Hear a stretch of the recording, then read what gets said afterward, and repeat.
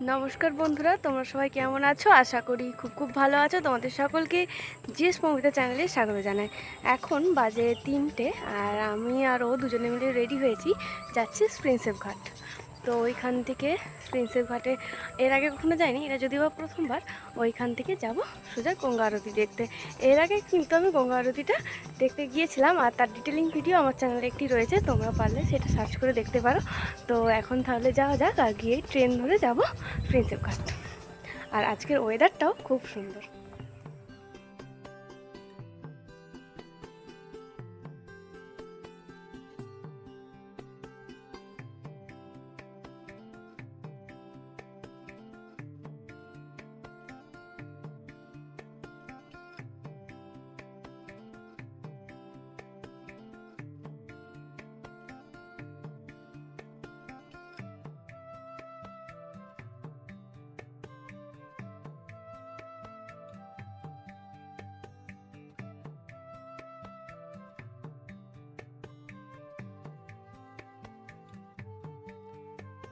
হাওড়া ঢুকতে ট্রেন এতটাই লেট করেছিল, বেলায় অনেকটাই গড়িয়ে গেল। তখনই ডিসাইড করলাম আজকে আর প্রিন্সেপ ঘাট যাব না, আজকে যাব একটু মিলেনিয়াম পার্ক। এরপর ওইখান থেকেই যাব একটু গঙ্গা আরতি দেখতে। চলে এসেছে আমাদের লঞ্চ, ওই পার থেকে প্যাসেঞ্জার নিয়ে এই পারে চলে এলো, আর আমরা ওই লঞ্চে করেই যাব মিলেনিয়াম পার্ক। আমার তো লঞ্চে যেতে প্রচণ্ডই ভালো লাগে। মিলেনিয়াম পার্কে যাওয়ার জন্য 6 টাকা মূল্যে 2টো টিকিট কেটে নিলাম।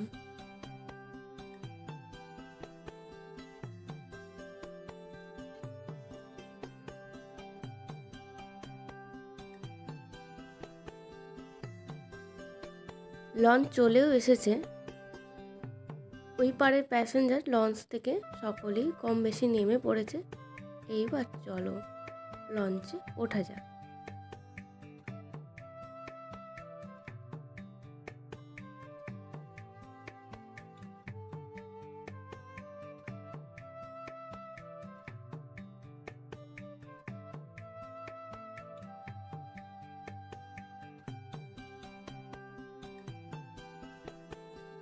লঞ্চে বসে বসে হাওড়া ব্রিজের ভিউটা কী যে অপূর্ব সুন্দর লাগে, এটা বলে বোঝানোর মতন নয়।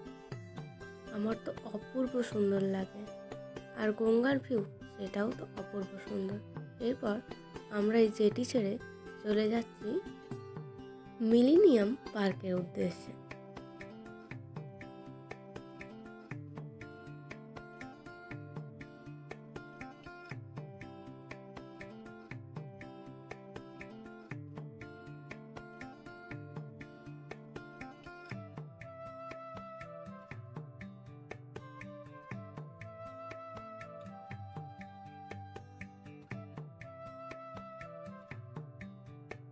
লঞ্চে বসে বসে হাওড়া ব্রিজটাকে অপূর্ব সুন্দর দেখতে লাগছিল।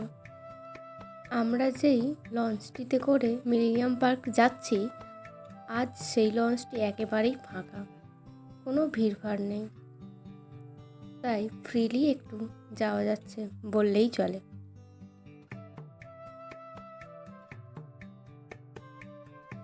লঞ্চে বসে বসে ঠিক যতটাই আনন্দ উপভোগ করছি, তার থেকেও বেশি লাগছিল আমার ভয়, কারণ আমার প্রচণ্ডই জলে ভয়ে।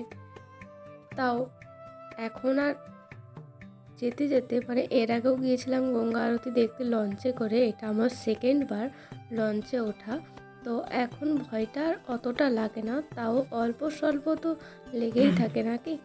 তো প্রায়শই আমরা অনেকটাই চলে এসেছি, আর দূর থেকে হাওড়া ব্রিজ থেকে অপূর্ব সুন্দর লাগছে, যেটি এক ঝলক ক্যাপচার না করলেই হয়ে উঠছিল না। আর তোমাদের সাথে শেয়ার না করলেও মনটা খারাপ লাগতো, তাই তোমাদের সাথেও এক ঝলক শেয়ার করে দিলাম।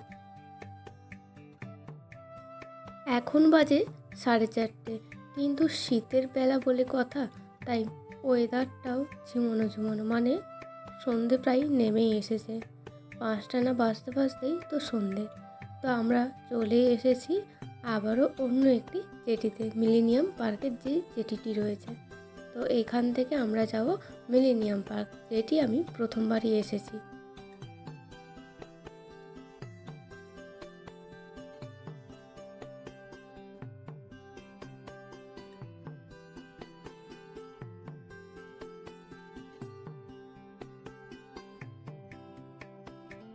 ওই পারে কত মানুষ দাঁড়িয়ে আছে এই লঞ্চটির অপেক্ষায়। আমরা নেমে যাব এইখানে, আর ওরা সবাই এই লঞ্চটিতে উঠে যাবে আবার অন্য পারে যাওয়ার জন্য। তোমাদের আর একটি তথ্য আমি দিয়ে রাখি, এই লঞ্চগুলি মিলেনিয়াম পার্ক বলো, গঙ্গা আরতি দেখতে যাবেই বলো, আর প্রিন্সেপ ঘাট যাবেই বলো, এই লঞ্চগুলি চলাচল করে সন্ধে 8টা পর্যন্ত। তোমাদের এইখানে আসতে হলে সন্ধে 8টার মধ্যে এসেই ফিরে যেতে হবে শেষ লঞ্চ ধরে। তো আমি এখন চলে এসেছি মিলেনিয়াম পার্ক। এইটি যদিও বা আমি প্রথমেই আসলাম, চলো ভেতরটি একটু ঘুরে দেখা যাক। তবে এমনই একটি জায়গায় মিলেনিয়াম পার্কটি অবস্থিত, যেটি দেখতে অপূর্ব সুন্দর লাগছে। ঠিক গঙ্গা আর তার পাশে এই মিলেনিয়াম পার্কটি। অনেক বয়স্ক মানুষও এসেছেন, ইয়াং মানুষও এসেছেন, অনেক কাপেলও এসেছেন এই সৌন্দর্যটি উপভোগ সকলেই করতে। নদীর যে অপূর্ব রূপ বলো, দৃশ্যই বলো, সেইটি দেখতে দেখতে সকলেই কম বেশি অনেকটি সময় এখানে কাটিয়ে দিচ্ছে। চলো একটু ঘুরে দেখে নিই। আমি যেহেতু প্রথমবার এসেছি আর হাতে বেশি সময়ও নেই, বেলা অনেকটাই পড়ে গিয়েছে, এক্ষুনি সন্ধে নেমেই যাবে। তো বেশি সময় না নষ্ট করে এখন গোটা মিলেনিয়াম পার্কটাই আমরা দুজনে মিলে ঘুরে নিই।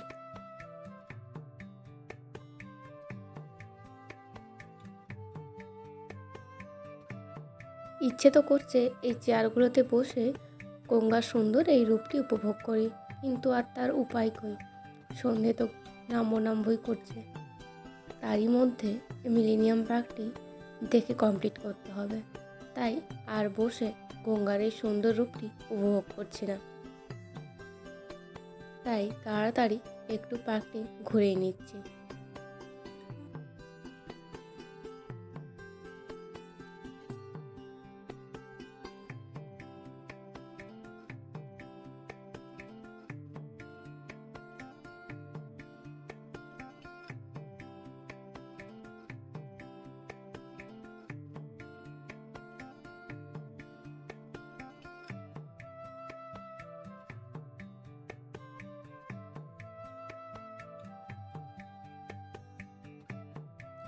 পার্কের অনেক কিছুই রয়েছিল, যেমন টয় ট্রেন, আরও বিভিন্ন জিনিসপত্র, দোলনা, সেই সমস্ত কিছুই আর আগের মতনই মানে ঠিকঠাক নেই। সব জিনিসগুলোই একটু ভেঙে চড়ে গেছে, সেগুলোকে রিপেয়ারিং করানো হয়নি, তো সেইগুলো আর ব্যবহারও হয় না এখানে, শুধুমাত্র সাজান্ত অবস্থায় রয়েছে।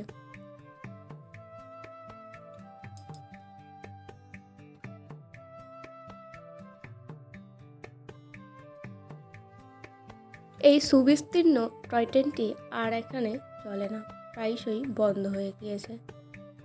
দেখতে অপূর্ব সুন্দর, কিন্তু অনেক অংশই নষ্ট হয়ে গিয়েছে, ভাঙাচোরাও হয়ে রয়েছে, তাই এটি চালু নয়।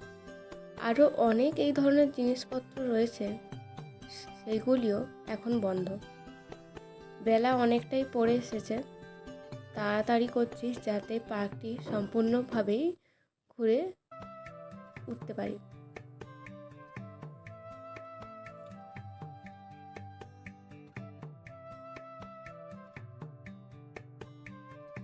মিলেনিয়াম পার্কটি উপভোগ করবার জন্য এখানে অনেক ধরনের অ্যাক্টিভিটি ছিল বটে, সব কিছুই অতীত, এখন আর বর্তমান নেই, প্রায়শই ভেঙে চড়ে গিয়েছে, যেটি দেখে আমার ভীষণ মনটি খারাপ লাগলো। এগুলি যদি নতুন করে রিপেয়ারিং করা যায়, আশা করি মিলেনিয়াম পার্ক অনেকেই আসবে এই শীতের সময় অন্ততপক্ষে। প্রায়শই জিনিসগুলি বন্ধ হয়েই পড়ে রয়েছে, আর বেশিরভাগ অংশে ভেঙে চুরেও গিয়েছে।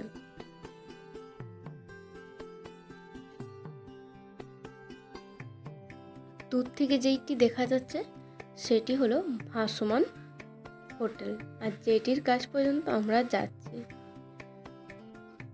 তোমরা আসলেই মিলেনিয়াম পার্কে ওই হোটেলে তোমরা ঢুকে খাওয়া দাওয়া করতে পারো। এটি একটি দামি হোটেল এইখানকার।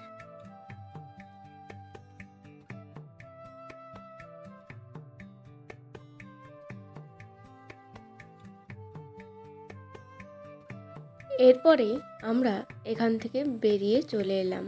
6টার পর এইখানকার গেট বন্ধ হয়ে যায়। বাইরের দিকটাতে অনেক সুন্দর সুন্দর খাবারের দোকান আছে।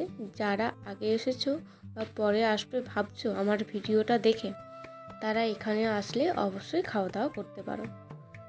এরপরই ওইখান থেকে আমরা একটু 2-4 পা হেঁটে চলে যাচ্ছি গঙ্গা আরতি দেখব বলে। রাতের কলকাতাটি ভারী জমজমাট, আর দেখতে ভীষণই ভালো লাগছে।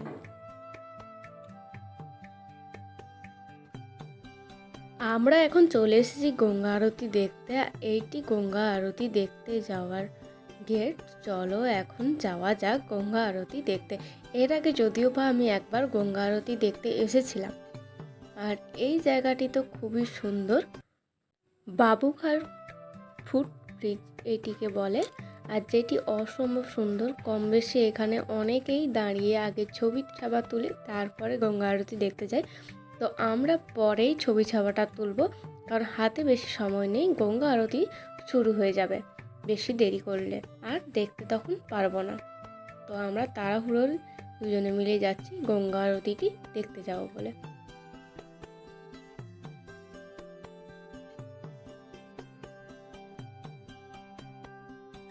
চলো এখন যাওয়া যাক।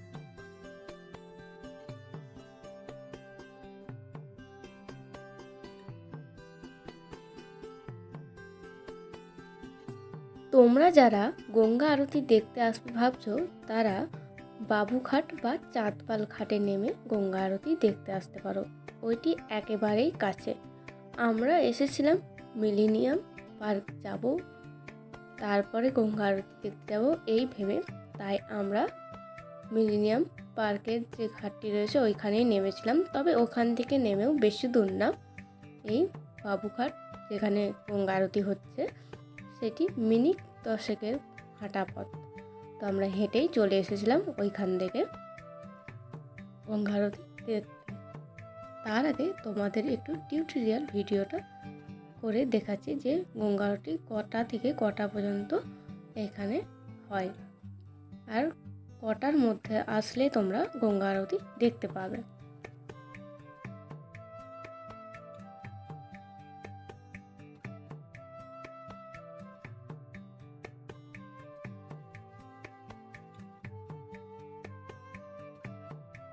গঙ্গা আরতি শুরু হবে তড়িঘড়ি করে।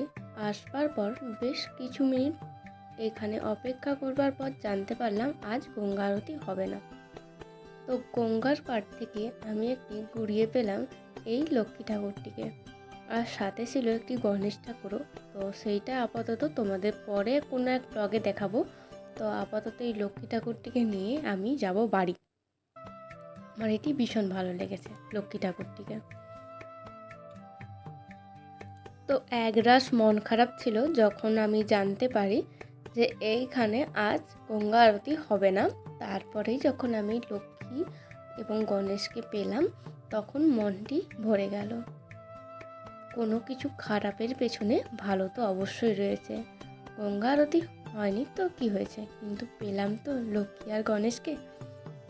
চলো এবার বাড়ি ফিরে যেতে হবে।